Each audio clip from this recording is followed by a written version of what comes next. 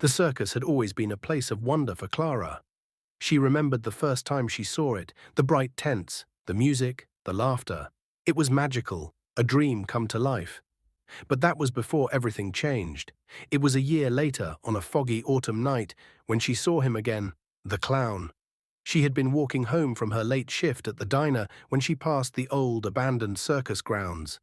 The tents were tattered and weathered now, sagging under years of neglect. The once bright colors were faded, and the gates were rusted shut. It was eerie, but Clara, feeling a strange pull, couldn't help but stop and look through the bars.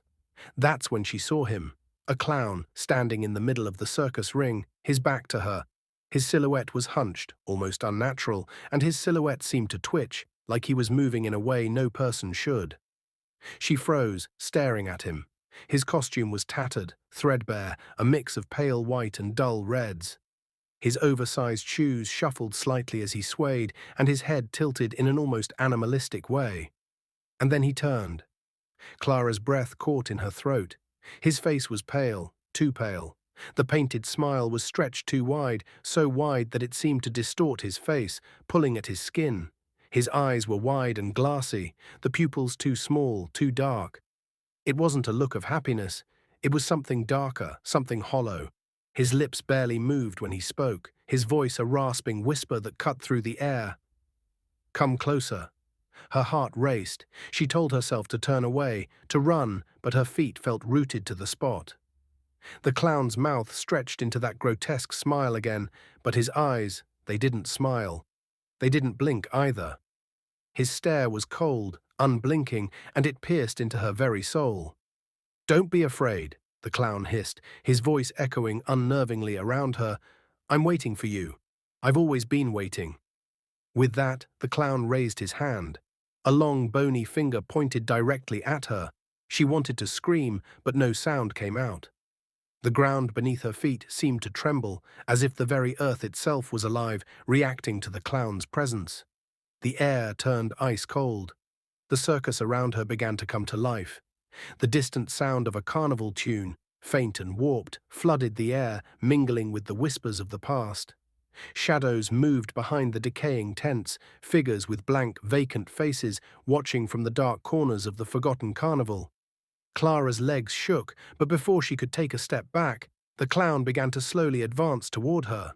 His feet dragged across the dirt, each step unnaturally long, and his hands, which had once held bright balloons in the past, now clutched something much darker, a jagged, rusty knife.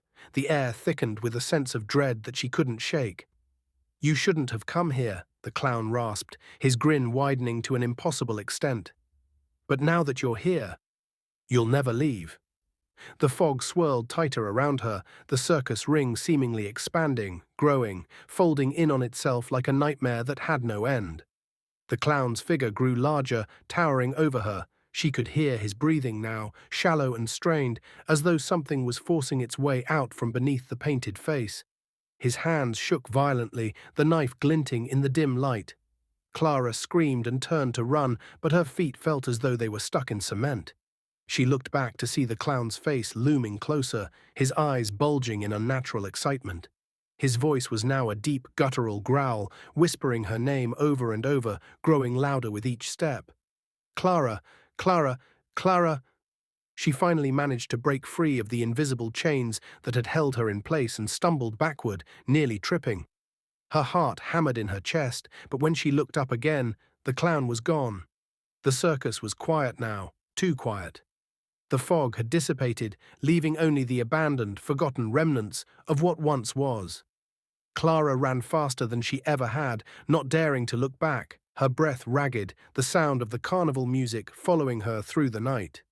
She never went back to the circus.